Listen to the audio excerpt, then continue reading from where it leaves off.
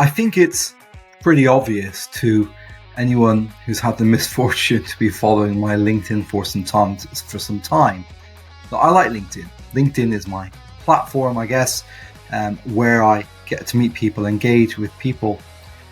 One of the kind of things I see other people do, which I always promised I wouldn't do, is that I saw a thing, or the Olympics finished last night and here's what I learned from the Olympics, or that kind of thing.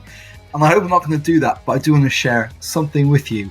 So I'm a space geek, not just because of what goes on behind me, but around the room you can't see. I've got space shuttle models that I've built and Star Wars models that I've built, really spacey. I'm an investment mentor in the UK Space Agency program.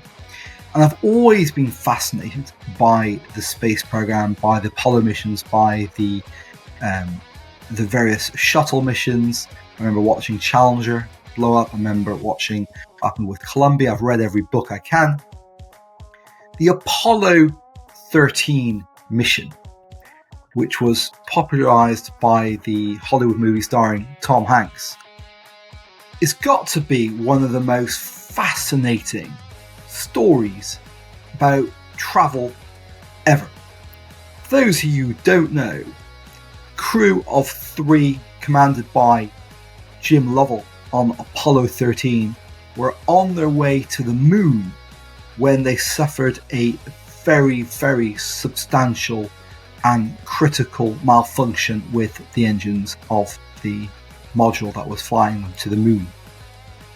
And back then, they had no iPads, no mobile phones. You think about, even a mobile phone we have today is so many more times powerful than the space shuttle. And the Apollo missions were the generation before the space shuttle.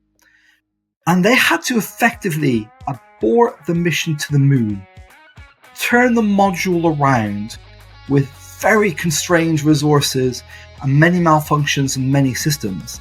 And they had to compute and mathematically design a way to get home with really super low bandwidth connection via radio only to Earth with some telemetry data. And they effectively had to, on the back of a fag packet, create the most incredibly complex mathematical corrections combined with piloting skill, luck, divine intervention, you name it.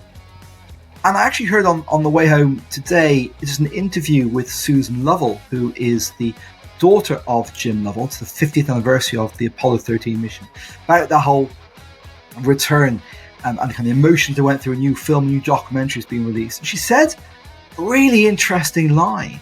Jim Lovell is still with us. He's going on 97 years old. When somebody asked him, were you scared? He said, of course we were scared, but we always had a card to play. That's really stuck with me and resonated with me. Because when you're building a startup, right, very often it can be about betting the house. I remember Hugh Campbell from GP Bullhound, one of the main sponsors with Manchester Angels, they were invested in Spotify. And the reason why Spotify was such a tremendous success was because on a number of occasions they bet the house. And that house almost went under a number of times.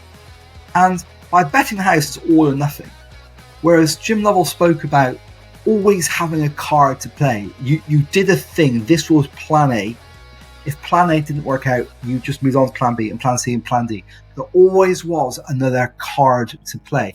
How does that fit in with betting the house? I think you can combine both of them. You can fit them together and work, which is when you are executing your plan, that's your plan. Nothing else matters. And you are betting the house.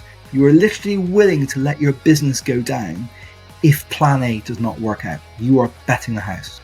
But guess what? Sometimes plan A doesn't work out. So you need another plan A. Not necessarily about plan B, plan C. When plan A doesn't work out, you have plan B sitting in the wings, and that all of a sudden becomes plan A, and all of a sudden you're betting the house again on what was plan B and is now plan A. It's a bit like Air Force One, the US president. People think Air Force One is a specific designated airplane. It's whatever plane it is that the president is on at the time. If it's a small two-wing aircraft, that's Air Force One. So no matter what plan B, plan C, plan D, whatever card you have that is next to play, when you are playing that card, that is plan A. And I think it's a really powerful lesson for startups from a Space Geek. Thanks for listening.